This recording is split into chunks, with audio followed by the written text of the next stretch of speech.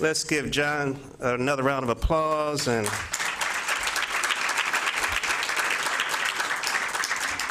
I was trying to figure out if he was going to take a fifth up there to the Pope, but I hear he likes I won't go there. Oh man, okay, all right. Let me get started here. Okay, you know what? I'm sorry. They just gave me this announcement to read. Evidently, wow, someone in this room has lost a roll of $100 bills wrapped in a rubber band. Please see me because we have found your rubber band.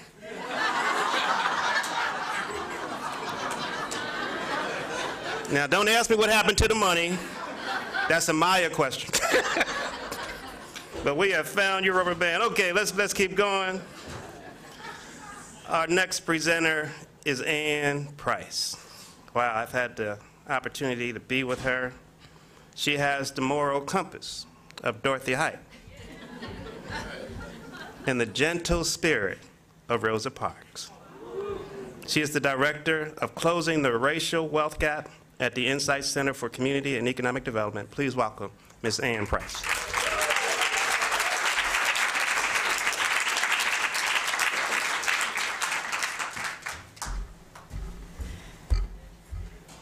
Good evening. I have the pleasure of introducing a very incredible woman tonight, Tanya Fiddler. She's the Executive Director of Four Bands Community Fund, a Native Community Development Financial Institution, what we call a CDFI, focused on entrepreneurship and financial literacy development on the Cheyenne River Sioux Indian Reservation located in north-central South Dakota. She came a long way. Tanya, an enrolled member of the Cheyenne River Sioux tribe, has served as the executive director of Four Bands since 2002 and has built the organization from the startup phase into a successful, innovative, and award-winning organization.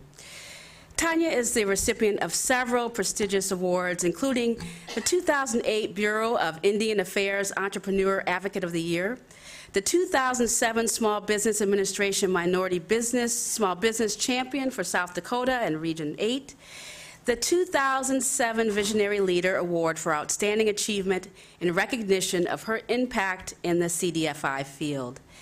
In addition to her role at Four Bands, Tanya is also the co-chair for the Native CDFI Network, a membership network that was established to create opportunities for Native CDFI peer-to-peer learning and to identify Native CDFI policy priorities. She is the chair of the South Dakota Indian Business Alliance, a group of community partners committed to growing Indian business in South Dakota. Please welcome Tanya Fiddler of Four Bands Community Fund.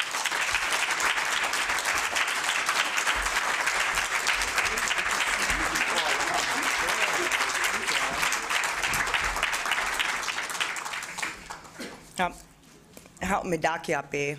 Tuktal hina geoyate we ankapi we Lakota imachiapi na Tanya Fiddler imachiapi English. Ikchewi Chash, I'm a common woman. My name in Lakota is She Stands Where the People Watch Her Woman, and that name came a long time ago before I ever stood up in front of anybody, so it's kind of strange.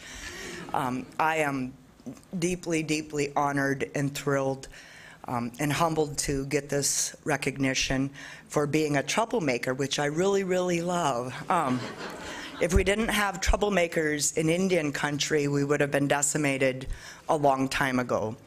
And I think the most important thing about being able to be up here to receive this award today or this evening is to just bring some understanding or knowledge about Indian country. I think there's a lot of misperceptions about our areas. There are 550 something federally recognized tribes, and we like to joke around and say, if you've got land today, thank an Indian, because talk about asset stripping, talk about taking away culture, our spirituality, our religions have been outlawed. We were boxed into little tiny places, but expected to perform. And what's wrong with you? Why are you poor? Well, you took away our our way of subsistence. We were the best resource managers, and I am confident in saying that in front of you today. We were the best resource managers and provided for ourselves, and it's a way of life, say Wolokota, our heritage, this way of life, very rational and fair. So I struggle, and I grew up in poverty, raised by a single mom with 6 kids that believed in us no matter what, even though everything was against us succeeding. But looking back at those types of constraints and the different things that have happened in federal policy, we also fight with state policy and tribal policy to try to value individuals in our community. So, and for some reason, why is it so hard to invest in people, especially children? Why do we have such a problem giving a hand up to poor people? I just don't understand, but we encounter that, and that's where I do like the troublemaker stuff. I don't have any problems standing up for my relatives, and when I greeted you tonight, I said, "Me dakiapi," you're all our relations. Our way of life includes the deep interactions that it requires for all of us to succeed. The relationship with the land. You know, I think we are the most rational folks out there when I watch what is happening in the country. And good fortune for us. I will say the first time I got to work with Insight Center for Community Economic Development, we did something on the Hill, and it was right after the recession, and the standing joke for us in Indian country was, we really felt bad for all you guys. Everybody besides, you know, the Native people or the people of color who had assets, because you lost it all. We've never had them. We don't get to own and control anything in Indian country, except we're supposed to survive, thrive, and perform and do all these things. I wouldn't do this any other time, but I'm going to do it in this audience today because it's important, and this is our opportunity. And I wanted to say that we are looking for friends, partners, helpers, and those that could join arms with us. South Dakota, we have 9 tribes in South Dakota. We are the poorest counties in America, most of those tribes, because of the rural and remote, no private sector, no ownership or control of anything, and then multi-jurisdictions telling you where to go and what to do, to this day, you know. So I'm asking for all of you that take up a cause, whether, and it's not about Native Americans or any other or race at this point, it's just about humanity. And we recently had an event in Rapid City that I'm going to educate you on because it's that important to me. Because I'm a Yeska, a breed, so for full-blooded Native Americans, I don't fit, and for light, you know, the white people, they say, oh, you're so lucky, nobody can tell you're Native, you know. So walking on both those sides, I get to pull the best and learn from each side how to succeed. We have a hockey team in Rapid City, South Dakota called the Rush. You're shaking your head. The Rush, you know, or hockey, ice hockey. American Horse School from Pine Ridge took 47 students to a hockey game back in February, and drunken, non-native people that had one of those boxes where well-to-do people get to have their own box, they began to pour alcohol and throw things on 47 Native American children. South Dakota finds that acceptable, and I would never do this, like I said, in any other time, but these are the few rare moments that I get to, because we need help.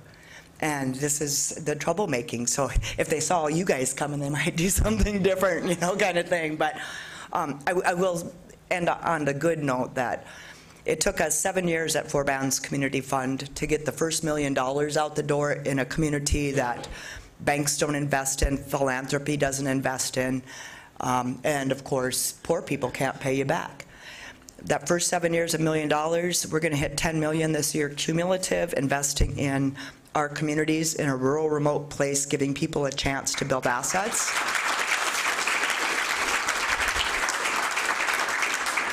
We've put $500,000 into families for IDA match savings, youth entrepreneur internships.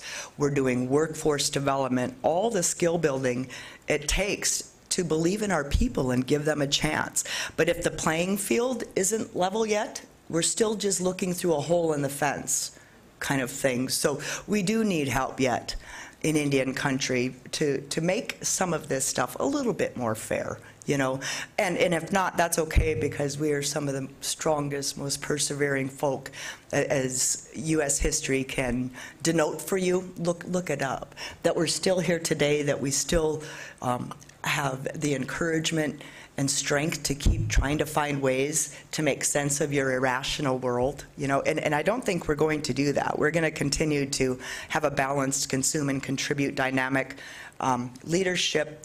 Again, I can't say that I've done anything special except support people who show up every day against all odds to make their lives better, to look for a chance for change and hope for their kids. That's where I come from. That's my heart, and I live out the rest of my days dedicated to that. But we do deeply appreciate this opportunity, deeply appreciate your ear in listening to my story tonight, and look forward to more and more success with the resource. We've taken the risks in my community to say we can succeed. $10 million in microloans. Our microloans started at $1,000. That's a lot of lending. And now, you know, we're into bigger projects. We've expanded our lending statewide because guess what? Native Americans in Rapid City, South Dakota, where the Rush hockey team is, we have a high population in Rapid City. 50% of them are living in poverty. And it's not just about the poverty. The investments we've made in asset building, some of my businesses are still low income, but they're not on any government subsidy. They're not going to my tribe asking for help, and they've had a return of their dignity, which is immeasurable. So thank you, everybody, Maya, for the recognition.